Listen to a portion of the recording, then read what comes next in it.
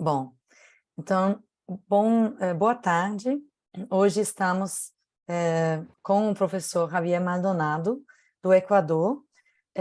Eu vou deixar para o Dr. Maldonado se apresentar depois, né?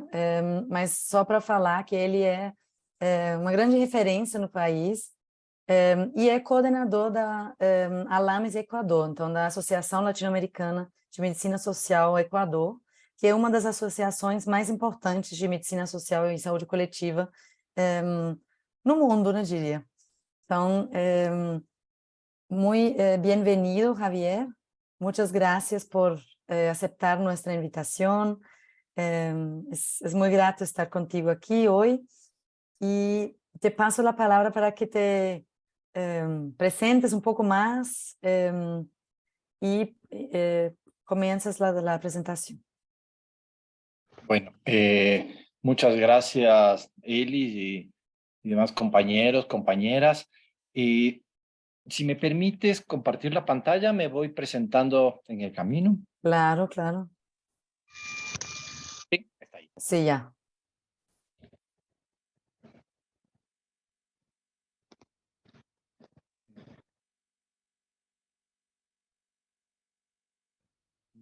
Bueno, muchas gracias por la invitación. Voy a hablar lo más pausado posible para que se entienda. Y empiezo, como siempre, haciendo mi declaración de conflictos de interés. No recibo pagos, becas, invitaciones, cenas, regalos, ningún tipo de financiamiento de ningún tipo de industria, ni farmacéutica, ni de alimentos, ni de agronegocio, ni de ninguna empresa vinculada a tecnologías en salud. ¿Sí? Trabajo en la Universidad Central del Ecuador. Soy profesor de farmacología y de medicina comunitaria en el pregrado y en posgrado doy clases de teoría del conocimiento en medicina familiar.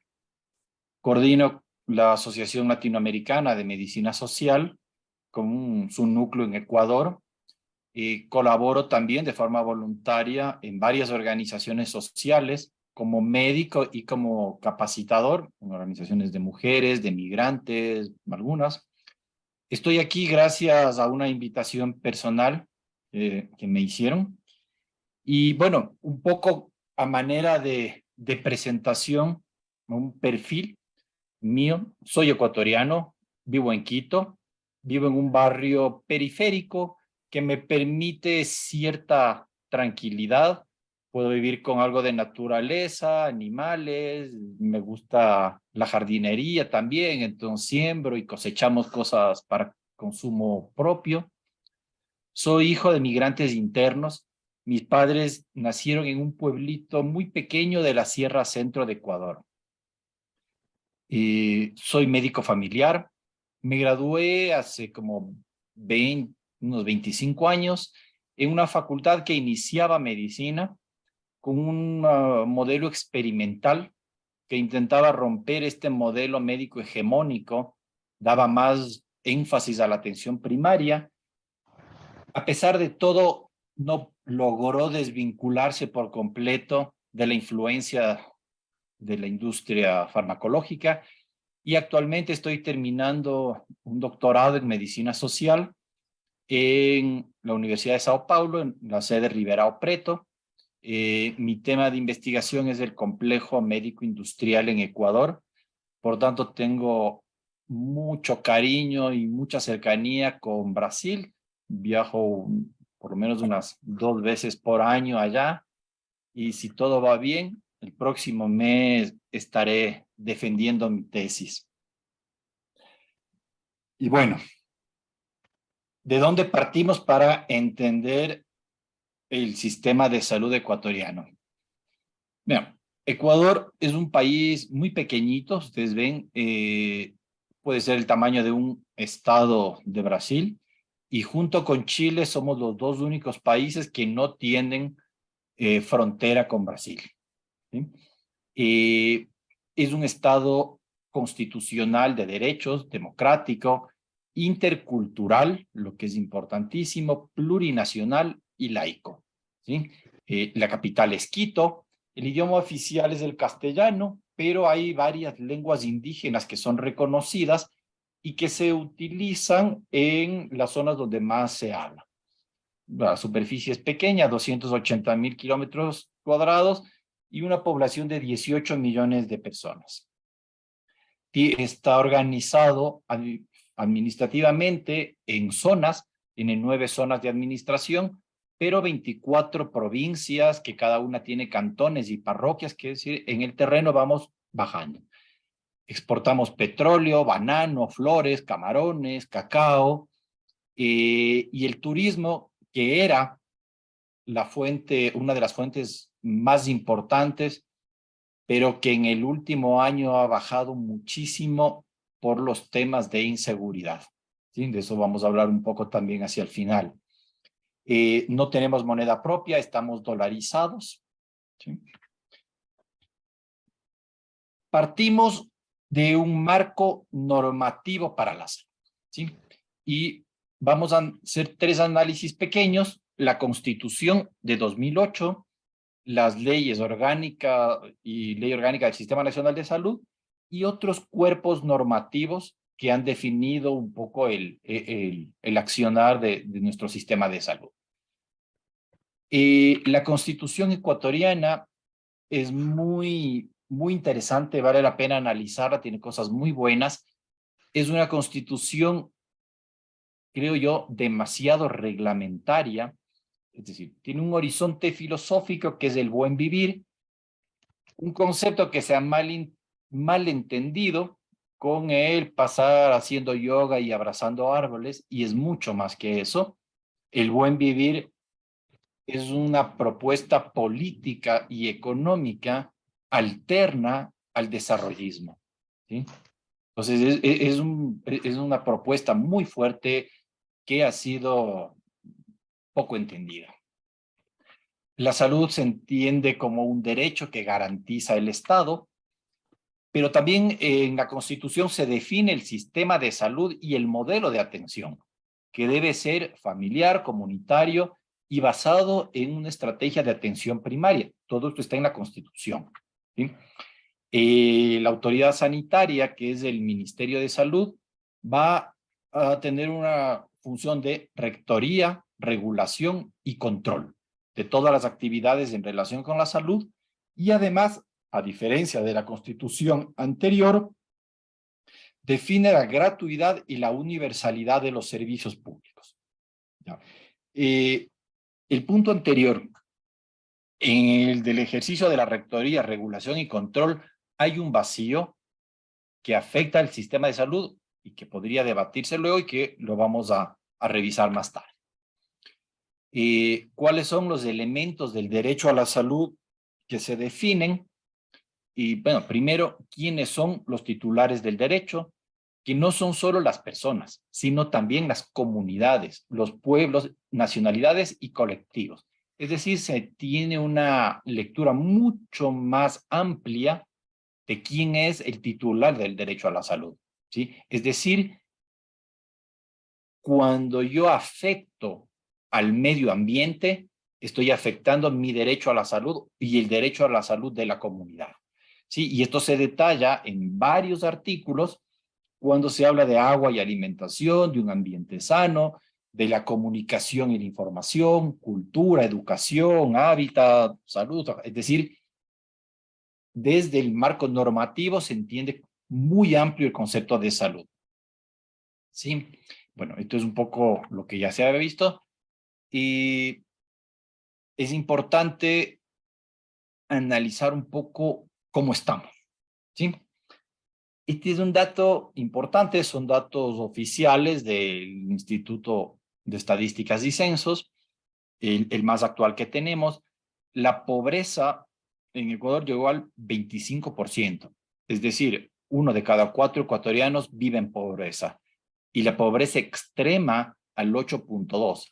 casi 1 de cada 10 ecuatorianos vive en pobreza extrema. Esto es alarmante en un país que tuvo una bonanza petrolera de más de 10 años, en una década que el precio del petróleo rebasó los límites históricos. Y es más alarmante todavía cuando vemos en dónde está esta pobreza, ¿sí? Si vemos en las barras de la izquierda, el 40% de esta pobreza es rural, ¿sí? Ecuador todavía es un país que tiene un componente rural muy importante y ahí es donde se asienta la pobreza y la pobreza extrema. Por tanto, entender en los últimos 5 años quizá, pero si queremos ser más específicos, en los últimos 30 años, todas las movilizaciones indígenas es, digamos, es la consecuencia de una política absolutamente desigual que ha dejado a los pobres, o sea, la pobreza en las periferias, en lo rural, que son quienes protestan, ¿sí? Es entendible.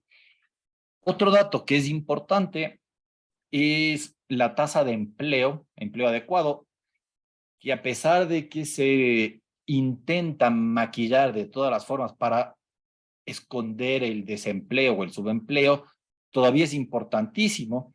Y aquí vale recalcar este dato. La brecha entre hombres y mujeres es de más de 10 puntos porcentuales. Es decir, tenemos patrones sociales y políticos de exclusión a los pobres, a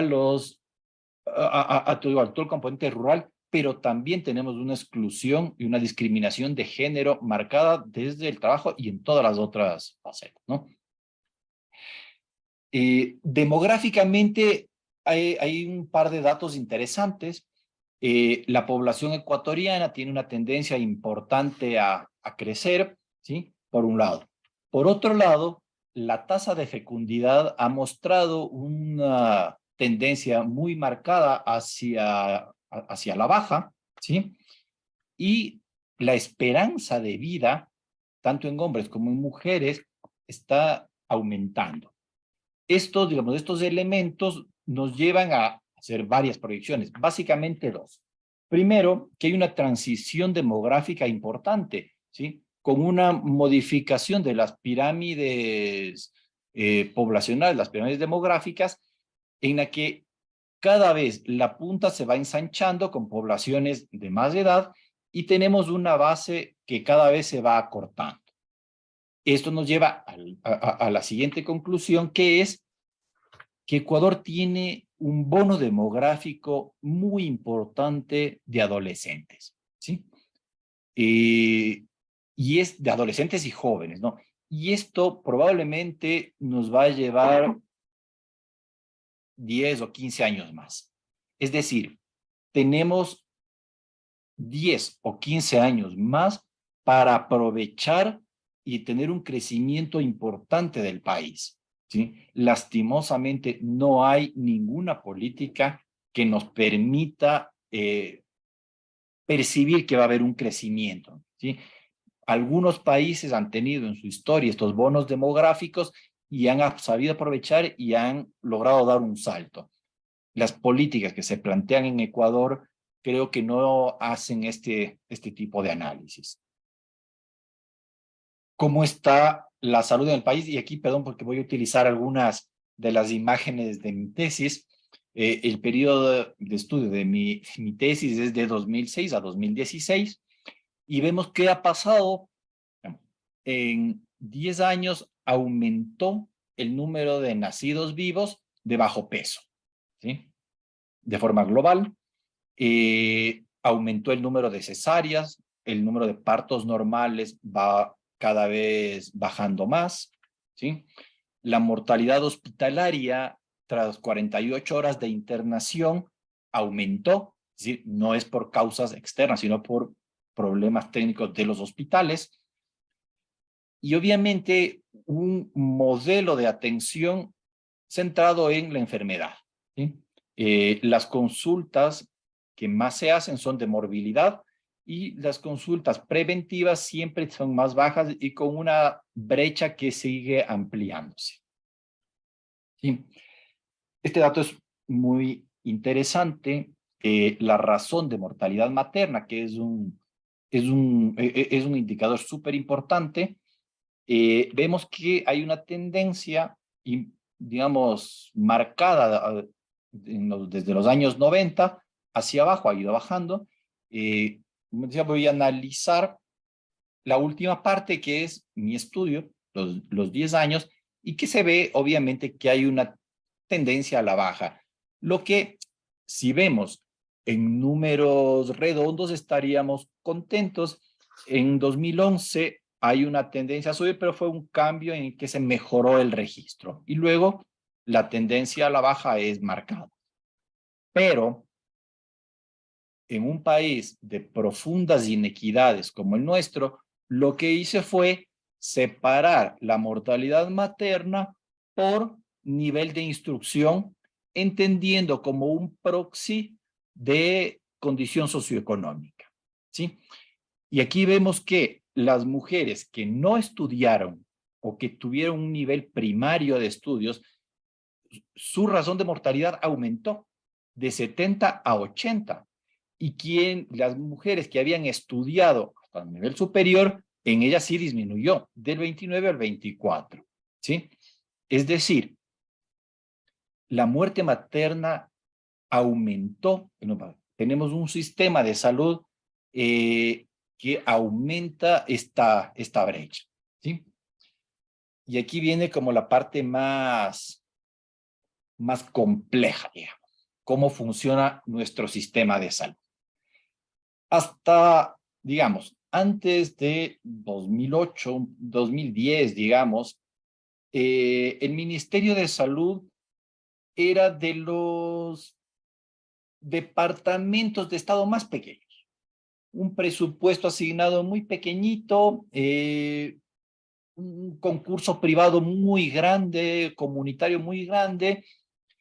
Como ven, el Ministerio de Salud, digamos, muy pocas dependencias, siempre, no sé si se puede ver. No. Vamos a ver, había una subsecretaría de extensión para la protección social en salud, porque siempre Ecuador en su sistema de salud ha sido muy obediente al panamericanismo internacional. Cuando estaba de moda tener secretarías de extensión para la protección social, Ecuador tenía. Tuvimos el cambio de política, un poco de cosas, y finalmente acabamos con un Ministerio de Salud muy grande. Si nos damos cuenta, claro, creció muchísimo. Ahora es de los departamentos más grandes del Estado, con 2 viceministerios, uno de gobernanza, uno de atención. Es decir, mantenemos el panamericanismo, la lógica panamericanista de la salud.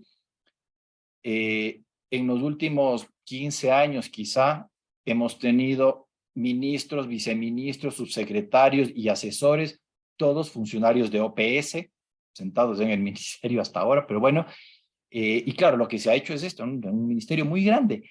El tema es que los indicadores de salud no han mejorado. Tenemos un ministerio mucho más grande, que funciona mucho más, tenemos una infraestructura sanitaria mucho mayor, tenemos más hospitales, centros de salud reorganizados y todo más, pero los resultados duros en salud no se han modificado. ¿Sí? El modelo de gestión que tiene nuestro sistema de salud es de alta desconcentración. Es decir, todo se hace en el ministerio, pero en estas coordinaciones zonales, en estas 9 zonas que les había indicado al inicio. Entonces, tenemos un nivel central, ¿sí?, que es la parte administrativa, que está aquí en Quito, la planta central, donde se define la rectoría, la regulación, se planifica, se coordina, se controla, se hacen las guías, es decir, toda la parte administrativa está aquí en el nivel central. Luego hay un nivel inferior desconcentrado, que es a nivel zonal. Cada una de las coordinaciones zonales tiene competencias en planificación, en coordinación y en control, ¿sí? Luego tenemos uno más pequeñito, que es la dirección distrital, hay 139 distritos y aquí recién tenemos gestión, ¿sí? Porque anidados a los distritos están los centros de salud, ¿sí? Entonces, muy desconcentrado y es un modelo que tiene baja descentralización, ¿sí? Los gobiernos municipales pueden planificar la gestión de infraestructura y determinantes sociales. Y aquí hay otro vacío en la Constitución, porque si bien, por un lado, se habla de que las competencias en salud no se descentralizan, ¿sí? Hay un vacío cuando dice que los gobiernos autónomos descentralizados, municipios, ¿no?, podrían también brindar este servicio, ¿no? Es decir, aquí, ahí nos queda un vacío. A diferencia, por ejemplo, de lo que sucede en Brasil, que es un estado federado, los estados tienen autonomía en salud, ¿sí? Nosotros no. En Ecuador todas las decisiones son centralizadas, ¿sí? Y máximo lo que podemos hacer es desconcentrar dentro del mismo ministerio, pero ir bajando, ¿sí? El Ministerio de Salud, y aquí esta es la otra contradicción que, digamos, en muchos años de debates no podemos llegar a un consenso, tiene cobertura universal. Es una especie de sistema Beveridge, ¿no? Cubre a los 18 millones de ecuatorianos, ¿sí? Pero tiene como anidado un subsistema que es el de seguridad social, ¿sí? Entonces, todos los trabajadores están afiliados al Instituto Ecuatoriano de Seguridad Social. Y lo que dice aquí abajo, SSC, es el Seguro Social Campesino.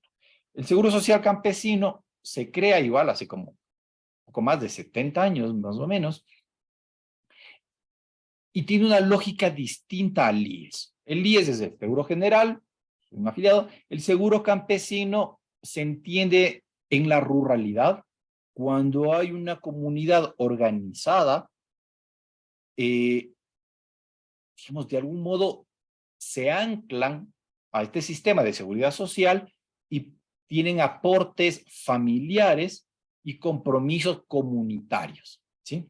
Entonces, está como ahí el seguro campesino, es un actor, incluso un actor político importante, y desde mi perspectiva, de las cosas más ricas y de las experiencias más ricas que puede haber en salud de todo el país, es el seguro social campesino. Todo lo demás es una atención curativa e individual. El seguro campesino, al ser comunitario, se organiza mucho en prevención, pero también en determinantes de la salud, ¿sí? Como incluye a campesinos y a pescadores artesanales. Entonces, yo he visto en muchos de los centros de salud del seguro campesino, que se organiza la comunidad alrededor del seguro campesino en huertos, ¿sí? En emprendimientos comunitarios pequeños de producción de leche, de queso, o sea, miles de cosas que cohesionan a la comunidad. A mí me parece, a lo mejor, lastimosamente, desde hace como 15 años o más, se ha intentado romperle, ¿sí? ¿Por qué? Porque es un actor político súper importante, ¿sí? Una movilización, una marcha del seguro campesino, estamos hablando de mucha gente, miles de personas que están en todo el país protestando, ¿sí? Y esta lógica entre el IES que aporta, digamos, cada uno de los afiliados aportamos con un porcentaje de nuestro sueldo, el seguro campesino aporta un monto fijo muy pequeñito y es familiar. Por tanto, la lógica de la seguridad social en Ecuador es solidaria. Tiene un principio de solidaridad entre el campo y la ciudad. Después tenemos dos subsistemas más pequeños, que son el sistema de seguridad social de las Fuerzas Armadas, ¿sí? Y de la policía, ¿sí? Ellos atienden a los militares y su familia y a los policías y su familia.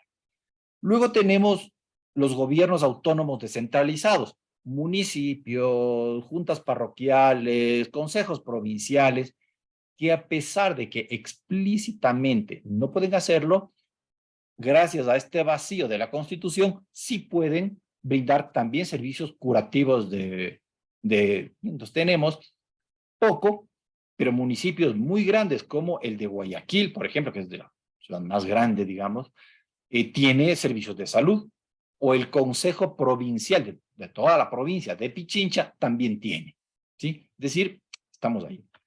Y finalmente, otro grupo, que son los privados, que tienen o no lucro. No me gusta hablar mucho, me parece una farsa decir privados sin fines de lucro.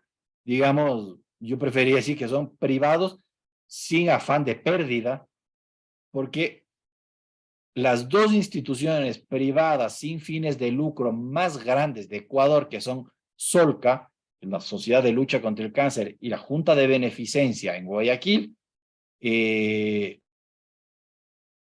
todos y muy, muy rentables, muy lucrativos, a pesar de que se definen como no lucrativos. Ahora, ¿cómo funciona este sistema? Y tenemos un organismo que es el CONASA, que se creó con la Ley Orgánica del Sistema Nacional de Salud, y que todos quisiéramos que sea parecido al CONAS de Brasil, ¿sí? Que se va construyendo desde los niveles más pequeñitos y va creciendo, creciendo, creciendo hasta la gran Conferencia Nacional de Salud, donde luego de un debate grande de muchos años puede hacer recomendaciones de política pública. Con NASA en Ecuador se forma totalmente diferente, es casi que un grupo de amigos donde están delegados del ministerio, de las empresas, de estos seguros públicos, de las empresas privadas, de los municipios, de las universidades, y no tiene, en términos reales, ningún peso. Lo único que hace, digamos, de importancia es el cuadro de medicamentos básicos, que vamos a hablar al final de eso. Ahora, ¿cómo funciona? El Ministerio de Salud cubre a todos los 18 millones.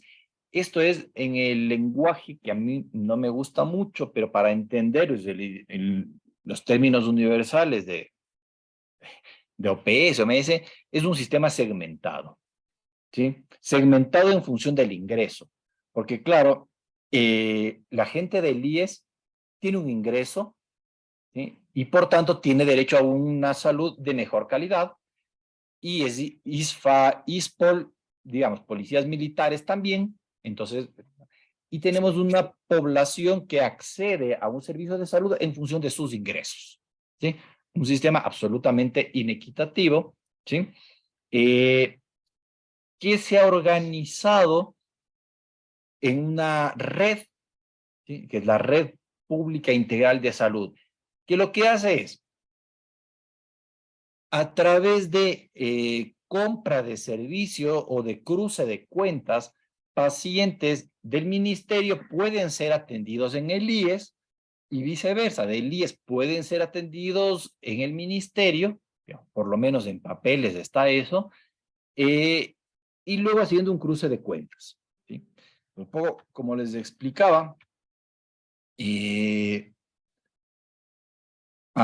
decir, tenemos un sistema grande con unos subsistemas anidados Rapaz, não deu, não respondi minha mulher no domingo, entendeu? Vão aguardar, né?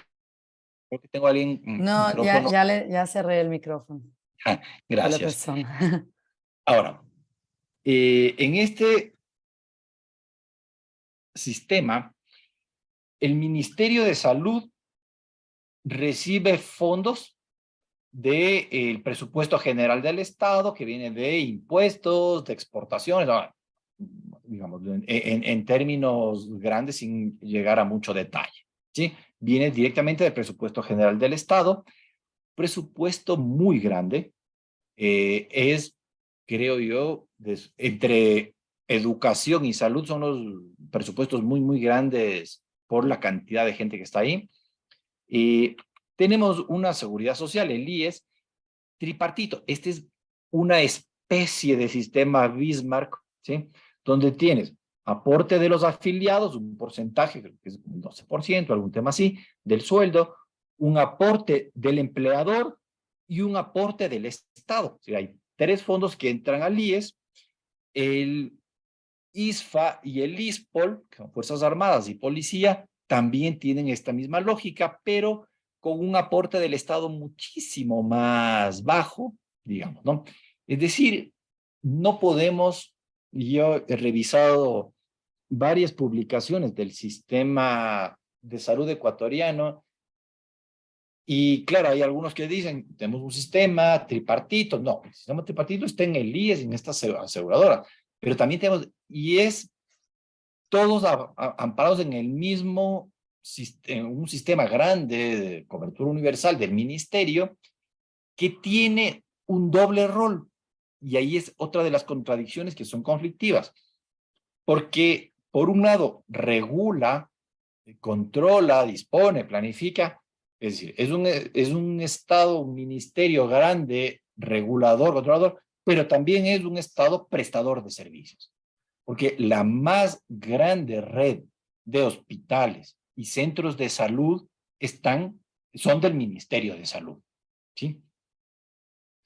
Y bueno, los gobiernos autónomos descentralizados que generalmente tienen subsidios en mayor o menor escala, dependiendo del tipo de municipio que tenga, si es grande, pequeño, si tiene muchos recursos, y también tienen un pago directo del usuario, ¿sí?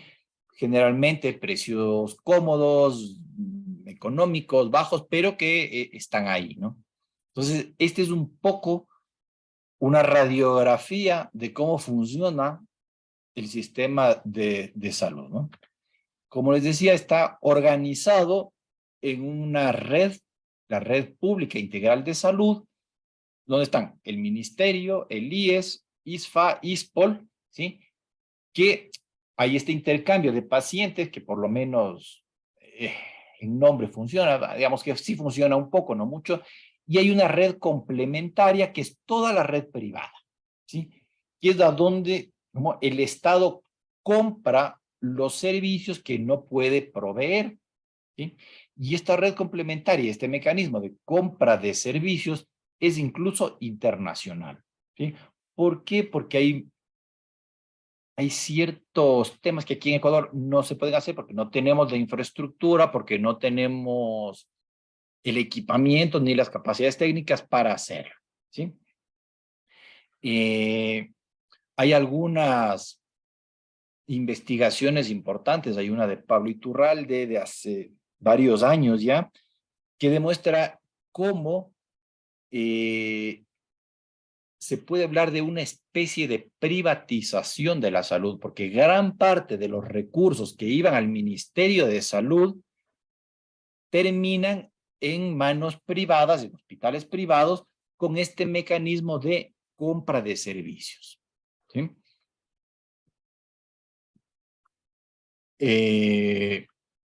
¿Cómo es el modelo de atención del sistema de salud? ¿Sí?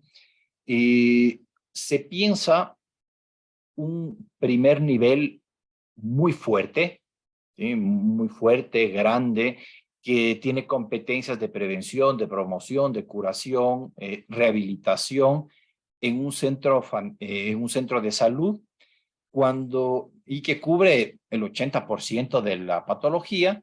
Cuando no es posible solucionar el problema, se va a un segundo nivel de atención, ¿sí?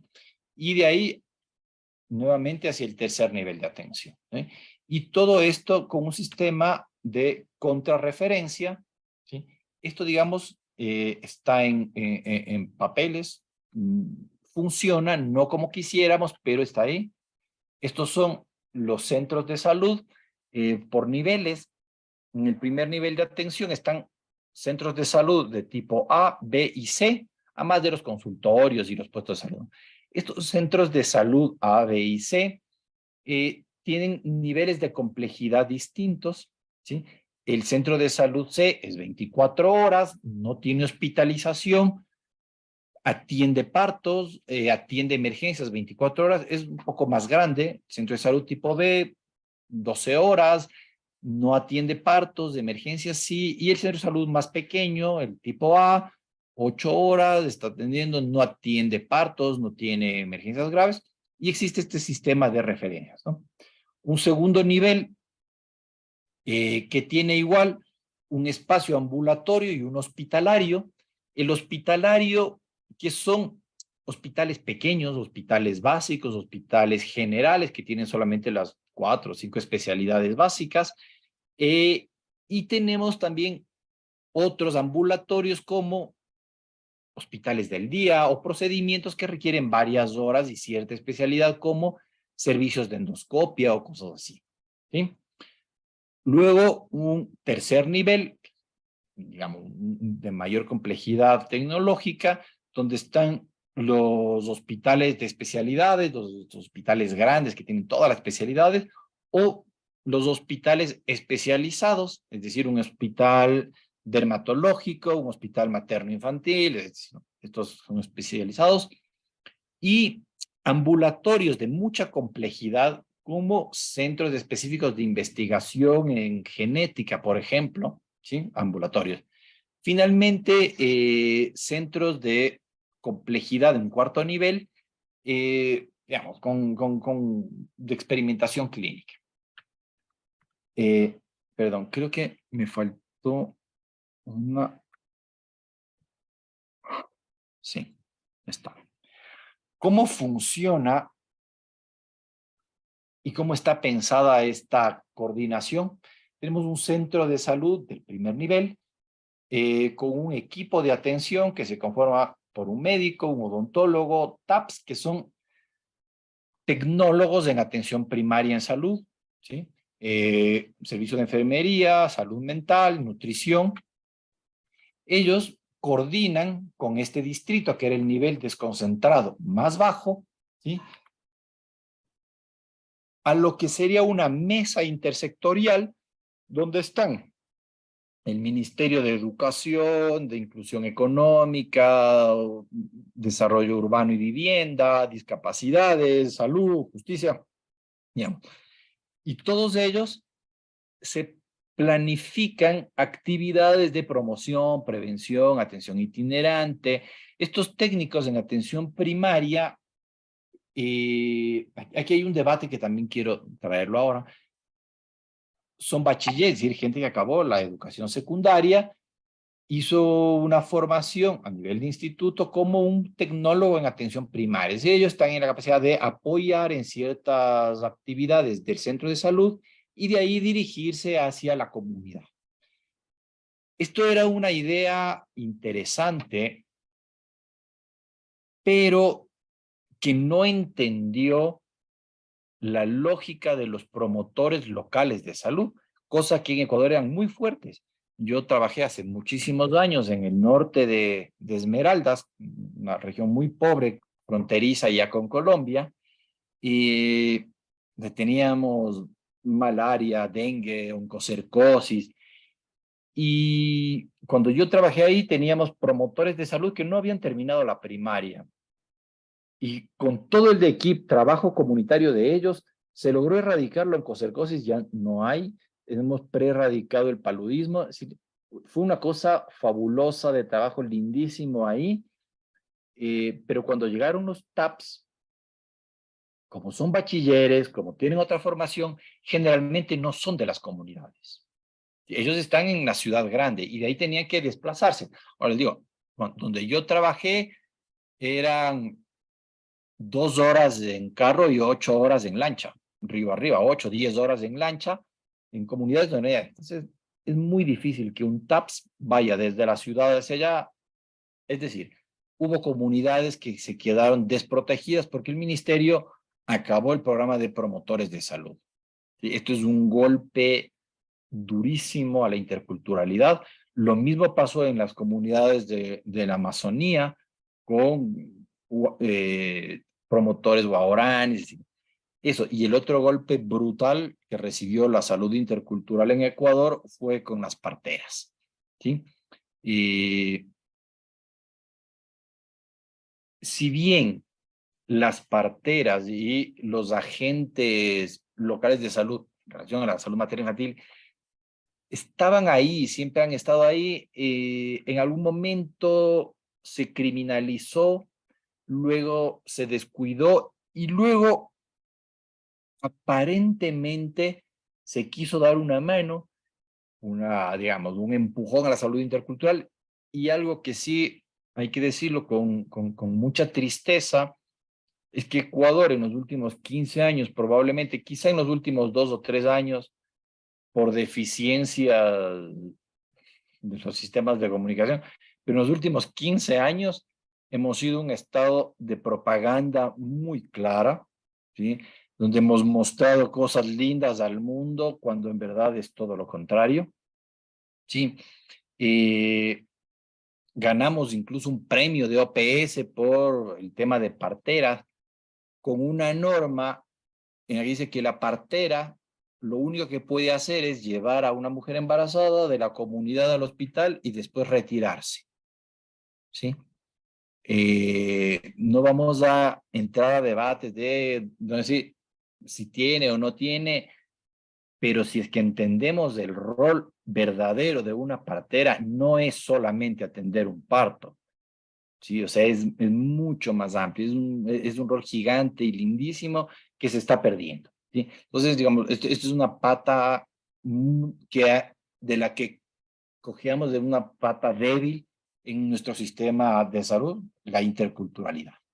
Ahora, como les decía, retomando esto, se conforman equipos de atención integral en salud, y este equipo, médicos, hacen atención por ciclos de vida, ¿sí?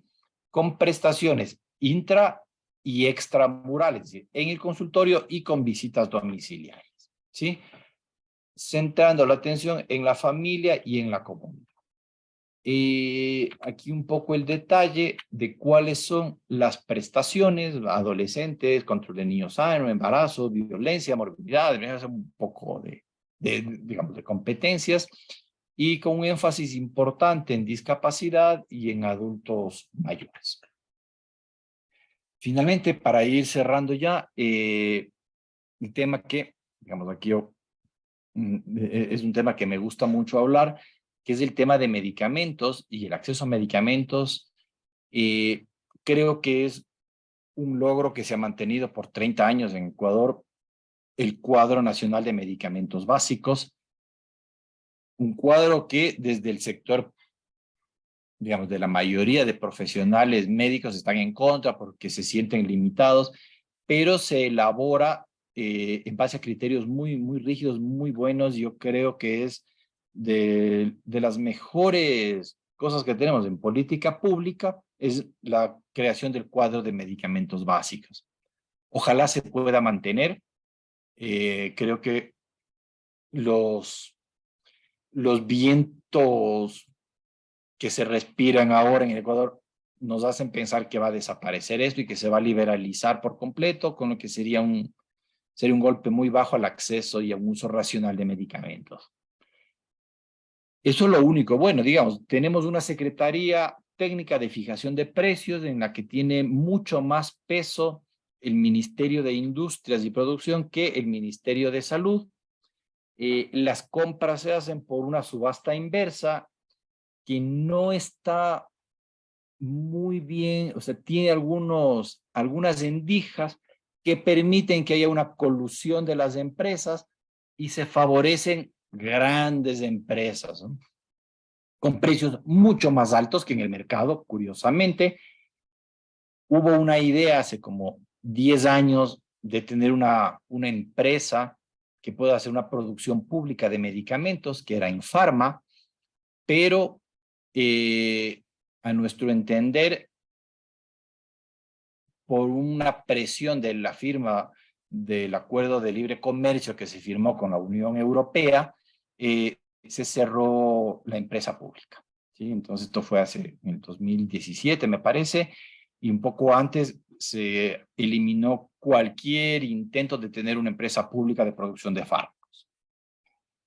Y ahora un poco, ya para cerrar, cuáles son los desafíos que tenemos en este sistema de salud tan complejo y con lo que estamos viviendo ahora, el tema de seguridad.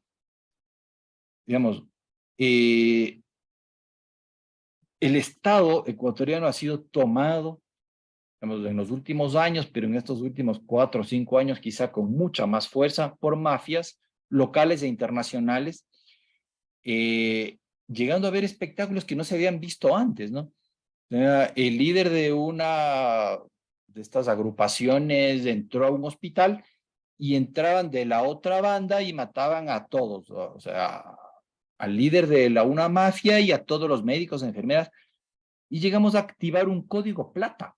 Código plata, si es que llega una persona, un pandillero al hospital, se tiene que activar porque lo más probable es que en poco tiempo llegue toda la pandilla y empiecen a matar a médicos, enfermeras y todo. Las mafias en los hospitales públicos y de la seguridad social que han manejado por años la compra de medicamentos, de insumos y todo, es tan grande que hace 1 o 2 meses mataron a día seguido a 2 directores médicos de hospitales en Esmeraldas, en Guayas y en varias provincias, porque empezaron a abrir procesos de investigación de compra de medicamentos. O sea, llega el médico, empieza a investigar una compra sobrepreciada de medicamentos y el otro día amanece acribillado por sicarios. Nos estamos quedando sin médicos. La mayoría de médicos está renunciando en las zonas rurales o en zonas de las provincias más conflictivas porque tienes, entonces, el tema de vivir en un estado fallido, tomado por las mafias, está pasando factura incluso en el acceso a servicios de salud, porque los médicos ya no quieren ir a atender. Los mecanismos de extorsión son tan grandes que lo que se llama de una forma, digamos, no adecuada, vacunas. ¿Sí? Esto quiere decir que hay una mafia que está sectorizado y va a todos los locales comerciales a pedir una cuota mensual para que no les roben. Es un mecanismo de extorsión terrible. ¿Cuál es la traducción de bueno, entre todo lo que está sucediendo? Que muchos centros de salud privados, pequeños, comunitarios, han cerrado. Farmacias pequeñas, comunitarias han cerrado. ¿Por qué? Porque tienen que pagar a una pandilla, a una mafia, entre 200, 500 o $1,000 mensuales para que su local no sea quemado o sus dueños no sean asesinados. La respuesta es, cerramos los consultorios. ¿Sí? La seguridad en el país se fue de las manos y con eso muchos ingresos, la economía del país está absolutamente estancada, el turismo está distante y estamos en la lista de muchos países de sitios inseguros. Es decir, ¿qué vamos a hacer desde la salud pública frente a la seguridad? Este es uno de los desafíos. El otro desafío complejo es cómo seguir hablando de un sistema nacional de salud cuando el Estado reconoce ser un Estado plurinacional, ¿sí? En el que todos los saberes deberían coexistir. Y eso es un tema muy complejo. Y creo que tendría que haber hecho una mesa de debate grande que yo no veo en el país, ni siquiera las intenciones en los últimos 15 años, 20 años. Hace 20 años no se tomaba en cuenta, entonces había un sistema, otros sistemas de salud que cohabitaban sin problema. ¿Sí? A partir digamos, hace 15 años más o menos que se empieza a regular esto, la salud, otros saberes en salud son criminalizados y dejados por fuera. Creo que el reto es empezar a hablar ya de sistemas plurinacionales de salud. Creo que deberíamos quitarnos un poco el sistema universal de salud, ¿sí? Deberíamos cuestionarnos el tema de la cobertura universal y empezar a hablar de acceso universal. Todos estamos, digamos, la mayoría de países estamos embobados con el cubo de Frenk que voy a aumentar la cobertura y no sé qué, que creo que finalmente son mecanismos de pseudo privatización y que dejan de fuera a mucha gente, cuando deberíamos hablar de un acceso universal, ¿sí? Entre otras, digamos, entre otras cosas, empezar a hablar de cómo realmente hacer una construcción ciudadana de salud.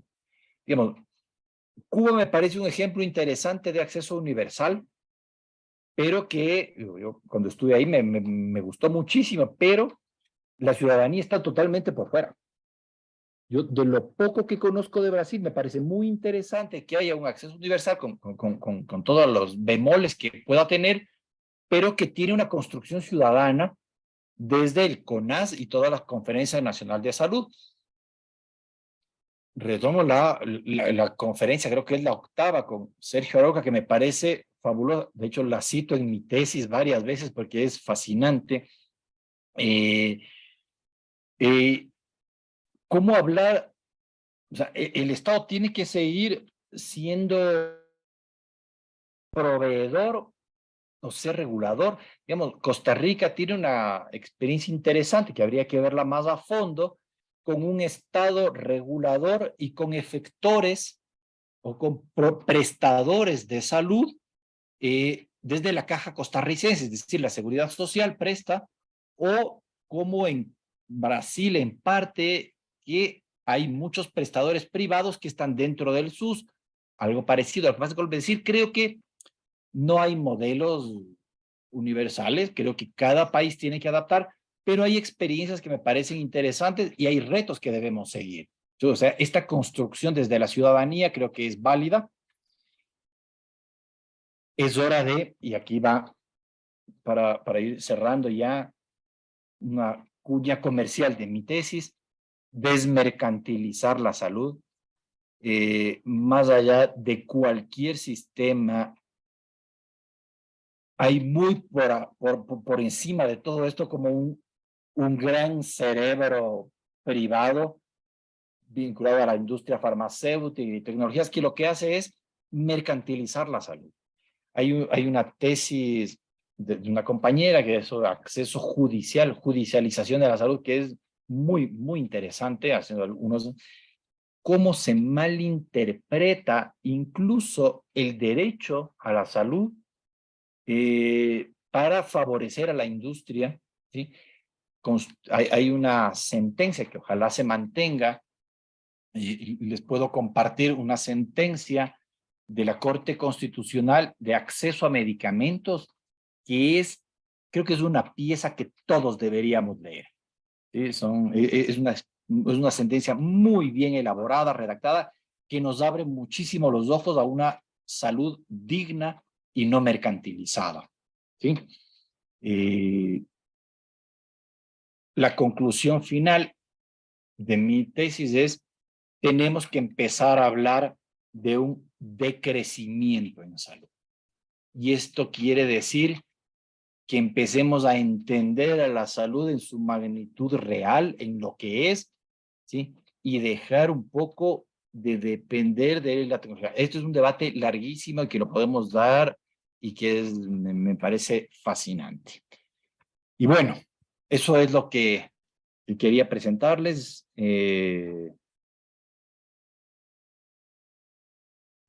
Chévere, muchas gracias y bueno, quedo ahí abierto para que podamos conversar. Muchísimas gracias, Javier. Presentación muy, muy estimuladora, así para pensar varias cosas. Y qué coincidencia, yo no sabía que estás haciendo el doctorado en Brasil. Y yo creo que nos ayudó mucho a como también ver un poco esas diferencias que mencionas al final. Muchísimas gracias.